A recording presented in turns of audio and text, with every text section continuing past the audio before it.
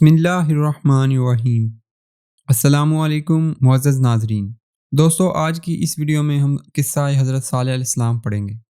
حضرت صالح علیہ السلام اللہ کی جانب سے بھیجے ہوئے نبی تھے۔ آپ علیہ السلام قوم سمود کی طرف بھیجے گئے۔ آپ نیک کاموں کی طرف بلاتے اور برے کاموں سے روکتے تھے۔ قوم سمود گناہوں میں مبتلا تھی۔ قوم سمود کے لوگ آپس میں ایک دوسرے پر ظلم کرتے تھے۔ صالح علیہ السلام اپنی قوم سے کہا کہ کیا تمہیں قوم عاد کے بارے میں معلوم نہیں ہے؟ ان کا انجام کس طرح عبرتناک ہوا اور اللہ نے کس طرح انہیں سزا دی۔ قوم سمود کا خاص پیشہ بھیڑ بکریوں کی پرورش اور تجارت تھی۔ قوم سمود دولت سے مالا مال تھی اور جسمانی طور پر قوی بھی تھے۔ اس قوم کی اخلاقی حالت اچھی نہیں تھی۔ ذرا سی بات پر لڑ مرنے کے لیے تیار رہتے تھے۔ بے گناہ لوگوں کو قتل کرتے تھے۔ کمزوروں کا مال ہضم کرتے، کمزوروں پر ظلم ڈھاتے، بتوں کی پوجا کرتے۔ اس قوم کو راہ راست پر لانے کے لیے اللہ تعالیٰ نے حضرت صالح علیہ السلام کو نبی بنا کر بھیجا۔ حضرت صالح علیہ السلام ان سے کہا کرتے کہ اے قوم، اللہ تعالیٰ کی بندگی کرو، اس کے سوا کوئی حقیقی معبود نہیں۔ اللہ نے مجھے پیغمبر بنا کر بھیجا ہے تاکہ تمہیں اللہ کے عذاب سے ڈراؤں۔ لوگ ان سے کہتے، ہمارے پاس دولت بھی ہے، قوت بھی ہے اور عزت بھی ہے۔ اگر اللہ کو نبی بنانا منظور ہوتا تو ہم جیسوں کو نبی بناتا۔ اگر اللہ ہم سے ناراض ہوتا تو ہمارے کھیتوں کو اجاڑ دیتا، ہمیں رہنے کے لیے عالی شان مکانات نہ دیتا۔ ہمارے پاس بے شمار اونٹ بکریاں ہیں، سواری کے لیے گھوڑے ہیں۔ یہ اس بات کی دلیل ہے کہ ہمارے بت ہم سے بہت خوش ہیں، اسی لیے ہم ان کی پرستش کرتے ہیں۔ ہم یہ بات برداشت نہیں کر سکتے کہ تم ہمارے معبودوں کو برا بلا کہو۔ ہمیں ان کی پرستش سے نہ روکو، ہم تو خوشحال ہیں، لیکن تمہاری بات ماننے والے مفلس اور غریب ہیں۔ تمہاری حالت بھی ایسی ہی ہے۔ اگر تم نبی ہو تو اس کی دلیل پیش کرو، کوئی معجزہ دکھاؤ، ہم دیکھنا چاہتے ہیں۔ حضرت صالح علیہ السلام ان کی اس قسم کی باتوں پر کہتے کہ تم ہی بتاؤ، تم کیا معجزہ دیکھنا چاہتے ہو؟ پھر کافر آپس میں مشورہ کرنے لگے کہ ان سے کس قسم کا معجزہ طلب کرنا چاہیے۔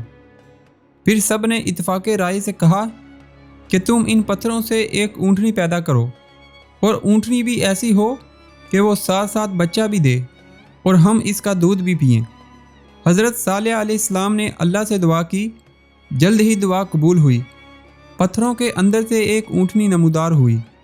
اونٹنی بہت خوبصورت تھی۔ اونٹنی کے ظاہر ہونے کے بعد ہی اسی جگہ گھاس اگائی اور ایک پانی کا چشمہ بھی جاری ہو گیا۔ اونٹنی نے گھاس کھائی، چشمے سے پانی پیا، اسی ساتھ کے اندر بچہ بھی جنا۔ اونٹنی دودھ بھی دینے لگی۔ کافروں نے جو معجزہ طلب کیا تھا سب پورا ہوا۔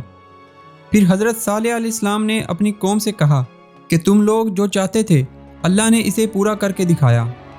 کیا تم اب بھی اپنی ضد پر اڑے رہو گے؟ کافروں نے کہا، ہم ایمان نہیں لائیں گے، نہ آپ کی باتوں پر عمل کریں گے۔ کافر اونٹنی کو تنگ کرنے لگے۔ اونٹنی جب پیاس سے تڑپی اور کنویں کے پاس جاتی تو اسے پانی پینے نہیں دیتے۔ بعد میں اونٹنی کو مارنے لگے۔ اس کا چلنا پھرنا دوبر کر دیا تھا۔ وہ اذیت کے مارے کراتی رہتی، لیکن کافروں کو رحم نہیں آتا۔ حضرت صالح علیہ السلام ان سے کہتے کہ اونٹنی کو اذیت نہ پہنچاؤ، اسے چرنے دو، جہاں جانا چاہتی ہے جانے دو۔ وہ اگر پانی پینا چاہے تو اسے پیاسا نہ رکھو۔ ایک دن اونٹنی چشمے سے پانی پیے گی، دوسرے روز تم اور تمہارے جانور پئیں گے۔ اس کے روزانہ کے معمول میں کوئی فرق نہ آنے دو۔ تم اللہ سے ڈرو اور اس کی عبادت کرو۔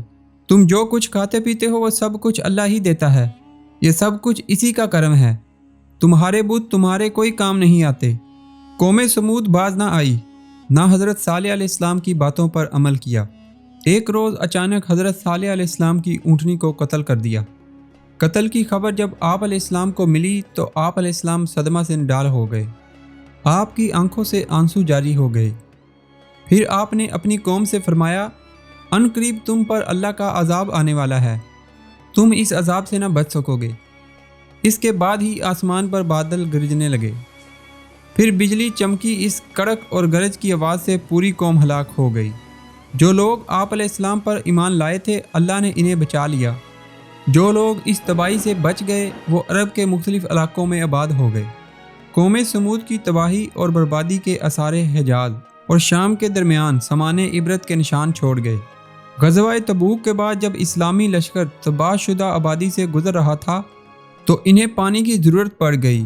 وہاں پانی کا ایک کنواں دیکھا۔ لشکر نے آٹا گوندنے کے لیے پانی لیا تو ان حضرت صلی اللہ علیہ وآلہ وسلم نے فرمایا کہ جس بستی میں اللہ نے اپنا عذاب نازل کیا اس جگہ کی کوئی چیز استعمال نہ کرو۔